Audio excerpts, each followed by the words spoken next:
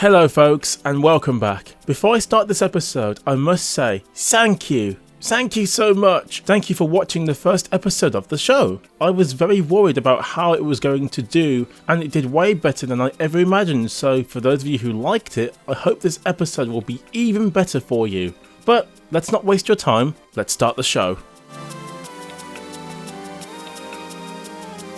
Hello and welcome to Affro's Curiosities, the show where I look at games from my past or at games I've never played before. Well, last episode we looked at my second ever demo from the OPSM UK magazine's Demo 85. I concluded the demo was good, but saddened that some of the games didn't work and that some of the features had aged poorly. But, oh well, I loved going through it with you all and you loved it. So, here's Demo 86, released a month later in July 2002 and oh, I love this one! But, instead of wasting your time, let me show you why this opinion holds up for me.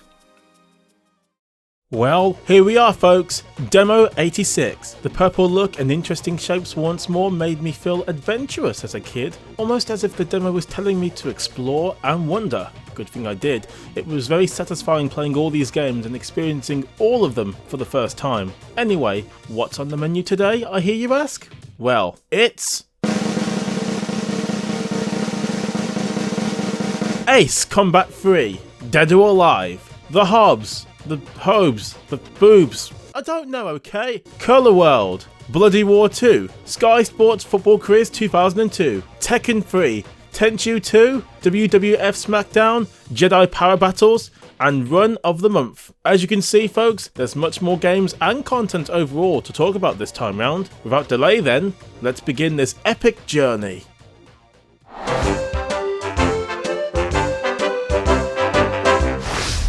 First up, Ace Combat 3. While I didn't love Ace Combat until later on when I played the PS2 series, then went back to Ace Combat 2 on PS1, this one was fun to mess around with, especially as a kid. As you can see, I'm playing the game properly for the first time ever. Yes, I never completed the demo in 2002 and beyond, until now. Anyway, if I didn't complete it, what did I do when playing it as a kid? Crash the plane like an inexperienced pilot?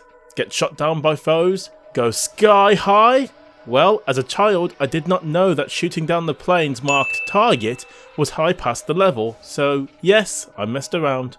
I loved going as fast as the plane would allow me, and then going straight up into the sky. I wanted to see how high up into space I could reach. Maybe I hoped to see the moon with Neil Armstrong on it? Who knows? Anyway, I would hit the sky limit, then see how fast the plane could go down pitched before crashing and dying on impact. I was easy satisfied back then. What do you expect? I was a kid. So, what is Ace Combat? It's a playing combat simulator made by Namco, who made the Tekken series and other famous game franchises such as Soul Calibur. It's very arcadey, so it's not hard to learn or control. Circle shoots a missile, X fires a rubbish machine gun, and the D-pad pitches your aircraft around. Simple! The game is easy to control, and I love it when I shoot my foes down with a well-placed missile attack. It looks cool and very satisfying, but this woman, she's annoying! I know she has to warn you about dangers and other impending dooms to your plane, but surely there is a better way of doing it, right? It makes taking risky maneuvers annoying as she gripes about, well, everything. Pull up, I'm fine, look at me, let me blast in peace! The one thing that is true, however, the graphics. These places, the environments, effects and textures are very high quality for a PS1 game. I'm actually in awe as everything here looks, dare I say it, real? Either way, Namco knew the system by this point and they did a great job here once more. Yes, there's some weirdness and some glitches once more, but again, I blame the emulator as in the real game, this is not what it's meant to look like. Ultimately, Ace Combat 3 was a nice game and it's aged pretty well in its presentation, all things considered.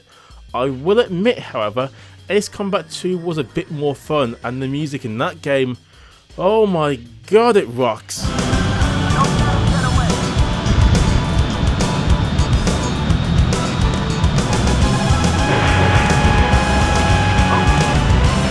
However, to be fair, Ace Combat 3 is pretty good too. Have a quick listen.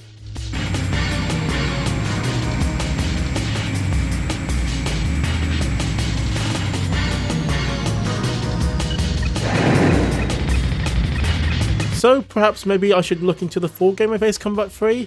I guess you guys can let me know in the comment section below. For now though, this demo gets a pass from me.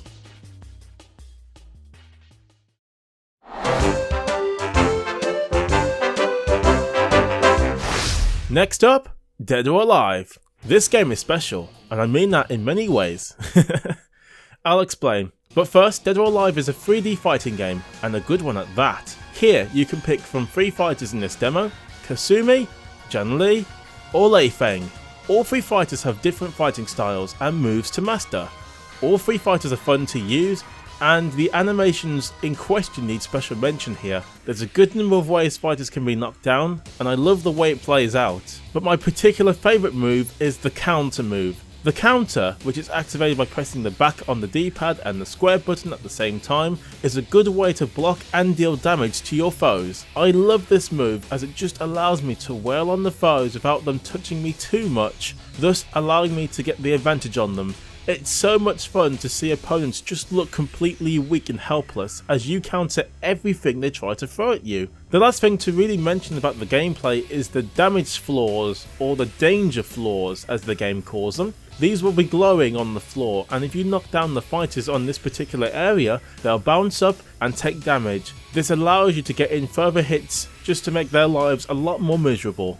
If a fighter is KO'd on this particular floor, they'll fly straight into the air. I love trying to hit my foes just before the game makes the characters do their victory poses. It just makes the whole thing look a lot more epic. Not to mention, I love how the game is easily able to transition from fighting in game to that and not miss a beat. I love it. Actually, in fact, this used to be a challenge me and my brother did. It was well fun back then, just to try and see if we could hit the character after they bounce off those pads. It was pretty epic.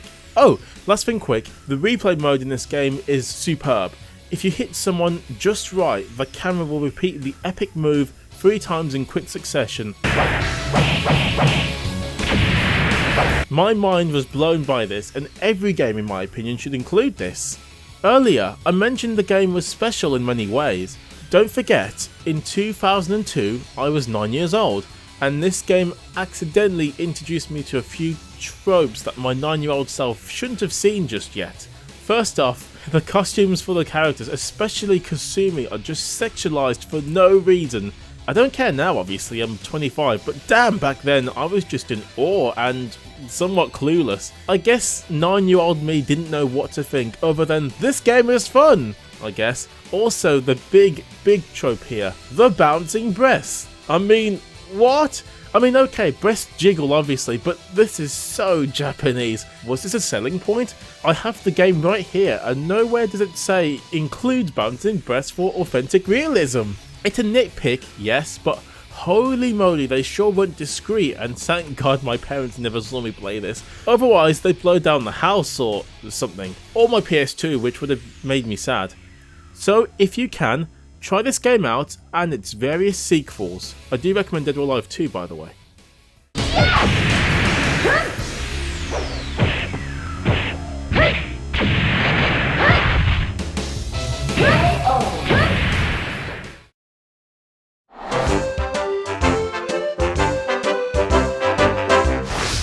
And now we have the Hobbes. Why am I playing this? Seriously, why? This is not, I repeat, not a game. Or it's barely a game that shouldn't be on the PS1 at all. This is just awful. It's dull, boring, degrading, and most importantly, boring.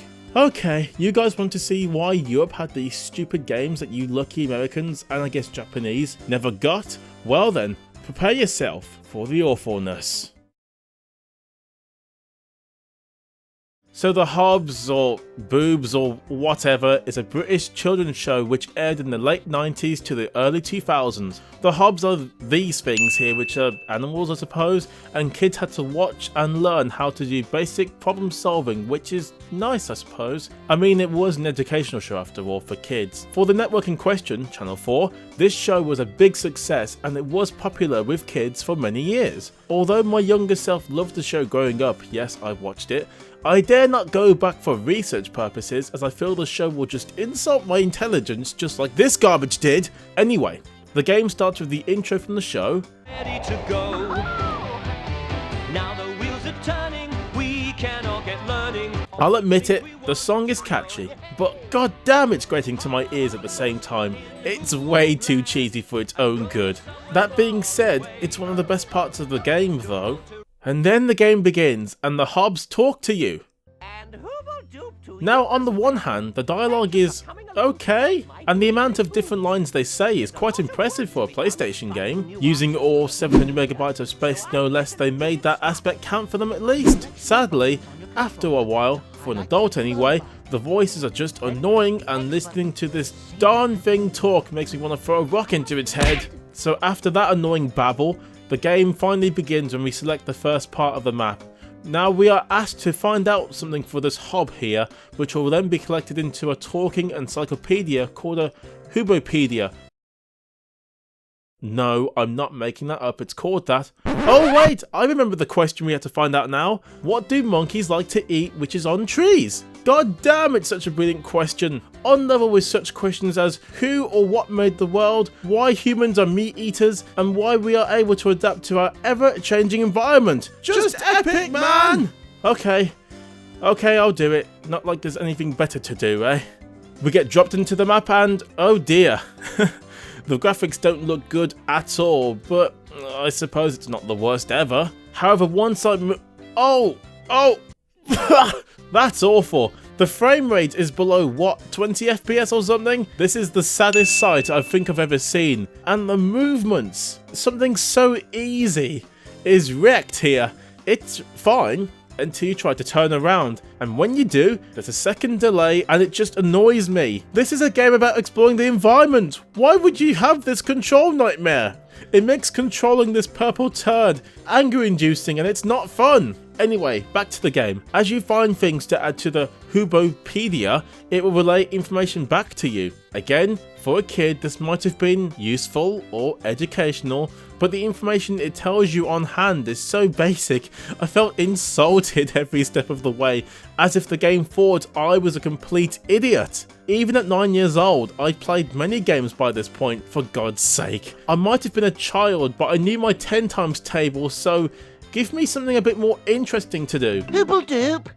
Hello, I'm looking for bugs. Oh no! So to find the answer to this enthralling question, we have to play minigames from these kids, complete them, and we get a clue to help us on our way. Before I carry on, I must stress what you're about to see here may curse your eyes forever.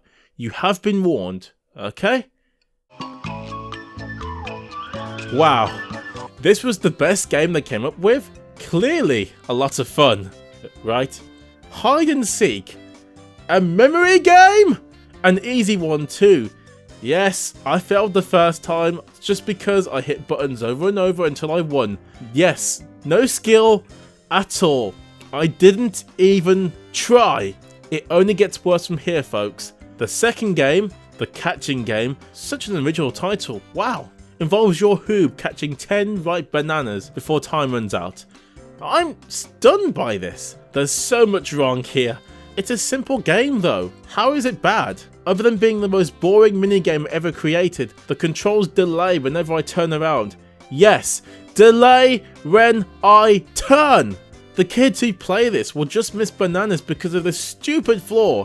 Oh, and the graphics. Why are they 16-bit all of a sudden? This is really bizarre, and they look worse than what the SNES could do with the same style. Yes, and that console debuted in 1990 in Japan. My mind is blown. Then there's this other minigame which is the same thing only with another animal on screen. Yes, the same thing only with another animal on screen as a minor distraction and a minor annoyance. Look, I'm so done with this game now, okay? 30 minutes of my precious life was wasted on this awful trash, and I want all those minutes back. Whatever you do, just stay away. Just stay away. Just stay away. And don't ever play this game. Just stay away. Hooble-doop, Hoobs! How have you been getting on? Hooble-doop, hubba hubba. I've just got back from the jungle. I've been looking for bugs. I played a catching game, and I played a coconut game with a real live monkey. It was gracious. You have been busy. Did you find out what monkeys like to eat that grow on trees? I certainly did. A monkey likes bananas best. Ivor, you are a hoobly groobly hoob. Hoob, hoob, hooray!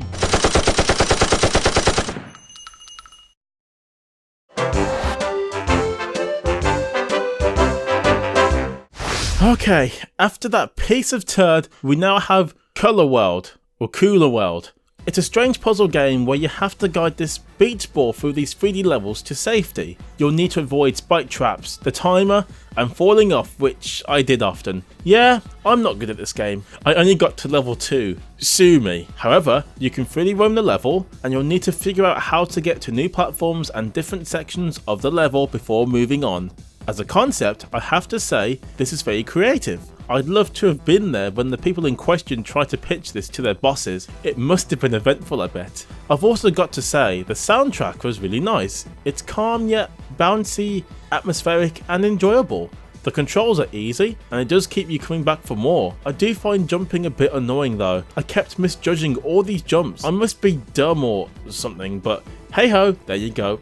Overall, this quirky game is a gem on the PlayStation, and I say if you find it cheap, buy it.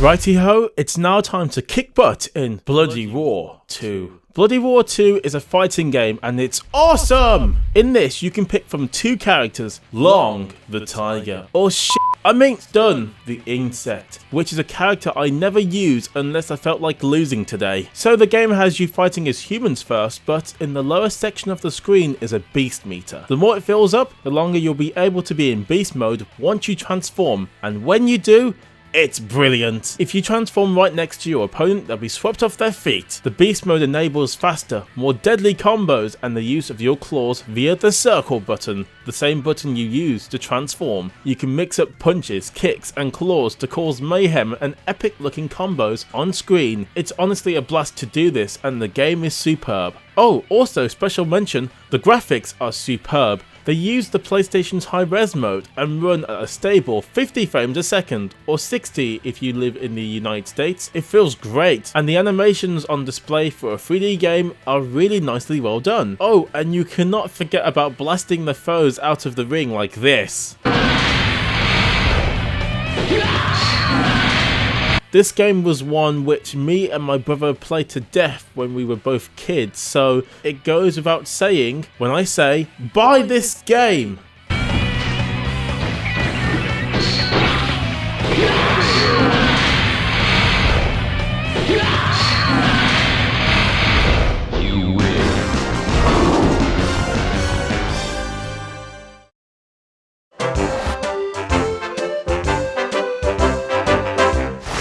It's about time. We finally get to talk about one of the best PlayStation games ever released, Tekken 3.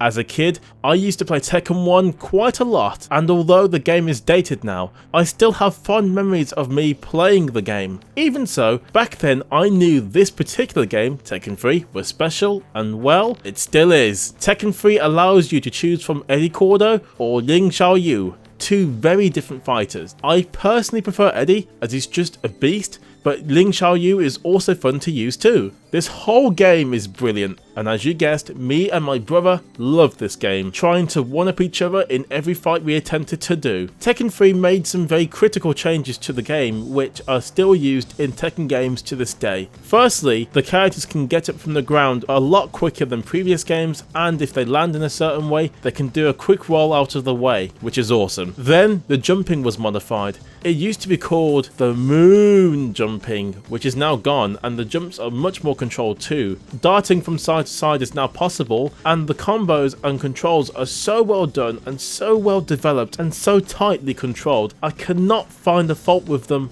at all. It's 3D movement and controls done superbly. The frame rate is rock solid at 50 frames per second, and of course 60 for the Japan and North American markets, and the animations and graphics are really nice here. Some of the PlayStation's best looking graphics for sure. The music is good, but admittedly it's not as good as say Tekken 2, but it's not bad by any means. Surely all of you must know Tekken 3 by now, right? If you don't own it or play it or experience it in some way, you're crazy. And yes, I highly recommend it. Don't even ask me that question.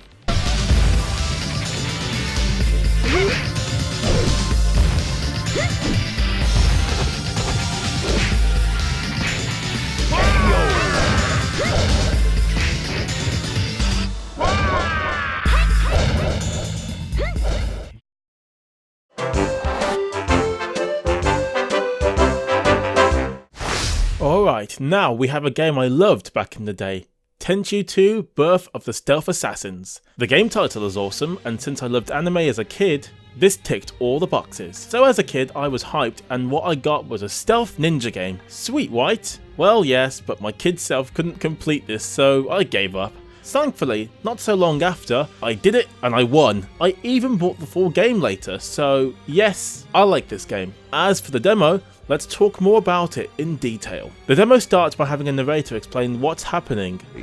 The old shogun has fallen, and samurai warlords fight savage. Then you get to choose the equipment to take on your mission. Once the game starts, it's very dark, raining, and kinda hard to see. This has one advantage: your enemies can't see you as easily, thus you can sneak around to kill them, but since I hate stealth, I charged in and almost got myself killed in the process.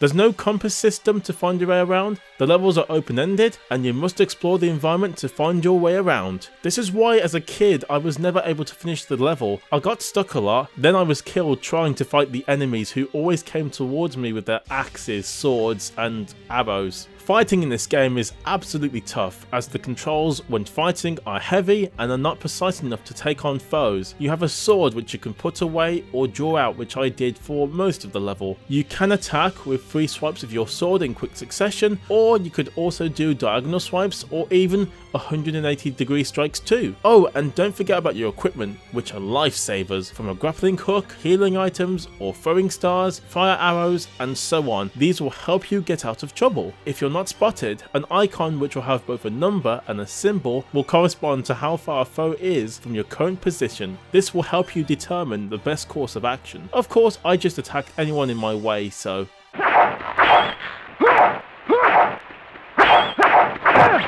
After some time, I find my destination. I get to the boss battle, Zaku the Red Sparrow, you may not pass. And a quick fight later, he escapes, and that's it. Demo's over. I had a lot of fun despite the controls. There's something about this game that keeps me coming back, and I do like the level design and the feeling of being a ninja. I just wish that direct combat was a bit more fluid. I'm happy enough to say that this game is worth a look if you like what you saw on display today.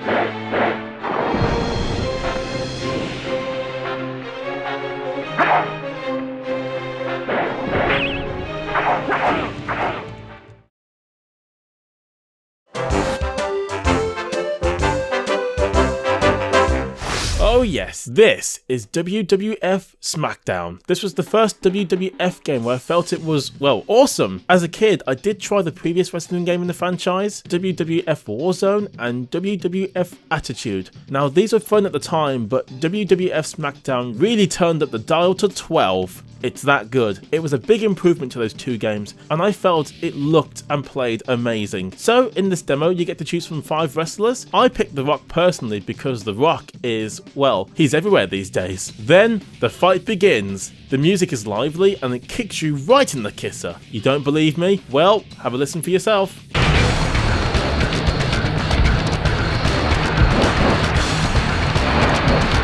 Honestly, this is sweet. The controls are easy and responsive, and beating the crap out of your foe couldn't be any better. I love the animations and the look of pain through the faces of the wrestlers as they both get beaten up over and over. Always used to satisfy me as a kid, don't ask me why. Eventually, through a KO, or by pinning the foe for 3 seconds, the game ends. Me and my brother could never stop playing this game. We loved watching the WWF, or as it's called now, WWE, on TV at this time, so we got our fix by playing this game, and today it holds up as well as I remembered. I even own the game, and yes, the full version is amazing. Pick this one up if you like awesome wrestling games, and yes, there was a sequel which is just as good as well.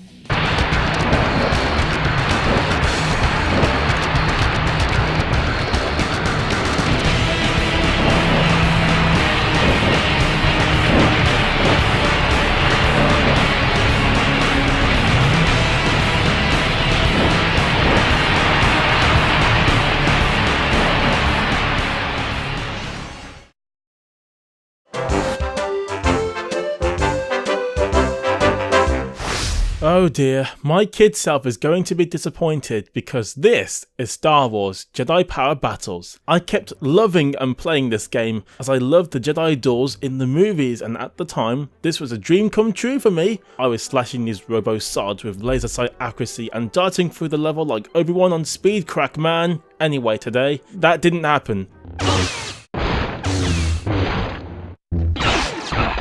Yeah, this is a huge disappointment to come back to. I was an idiot back then. What was I thinking? God, I had no brain cells back then. So, the game starts, and you have a limited demo time to kill basically everything with your lightsaber. Sounds good? Well, don't be so sure. So what about the controls then? Well, it's pretty simple. You have a block button, then you have a different combination of slashing buttons, including a light, medium, and strong swing, and a jump button. I swear, I had more fun listening to the jump sound effect than playing the game. I swear, I must be on crack or something. The main issue is, it's hard to hit anything in the game. Your perspective of where the enemies are will always mean you miss a hit when you should hit. For example here, I was sure I lined up with the enemy, but when I went to swing, I missed. And then, for some reason, with the controls, I kept pressing buttons, and honestly, the move that should have pulled off didn't happen half the time. I swear, in this game, the controls are buggy as hell. Then, if you get hit, which you will a lot, you'll freeze in place and you'll get hit multiple times after that. Oh, and when you do kill, the robots just fall over and it's not satisfying. I mean, come on. Honestly, if the control issues were the only thing wrong with the game, I could live with it. I mean, if killing robots were fun and you felt like a Jedi, then yeah, I could happily live with it. Instead, the game comes off as bare bones and a rush job. At the very least, there are some good Star Wars games out there, so I recommend the ones I'm showing here over this disappointment.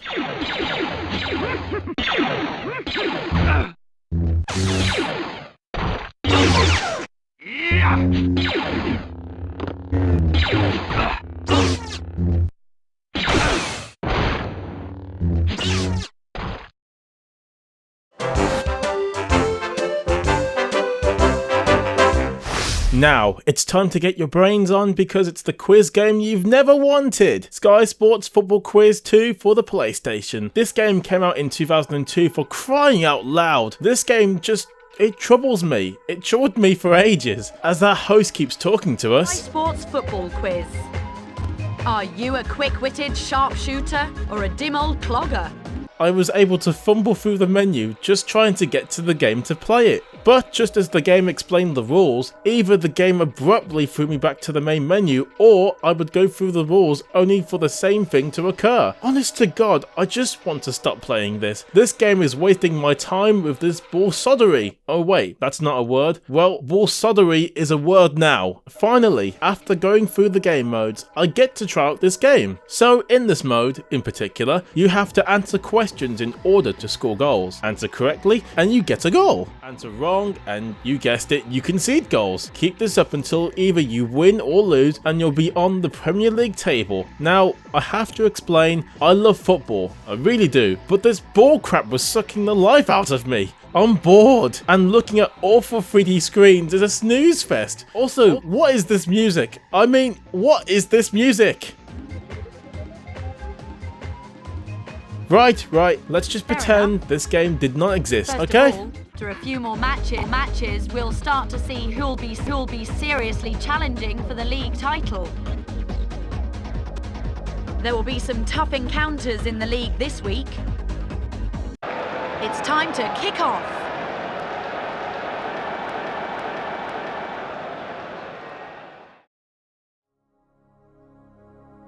Well folks, Demo 86 was a lot of fun, and as you saw, there are way more games to talk about this time, mostly in more detail as I simply had much more content to work with. Demo 86 had way more good than bad about it, but those 2 or 3 games that I really disliked are thankfully small blips on an otherwise fantastic demo. This really was the most played demo for me as a kid, and seeing the games in question, it's so easy to see why. Most of the games I played, I either own today or play in some kind of way, which is a testament to how amazing this disc is. Anyway folks, that's the end of another episode. The next game I'll be covering will be a secret this time, so watch out for it, but I'll be sure to make it interesting for you all watching. Until then, I will see you in the next video.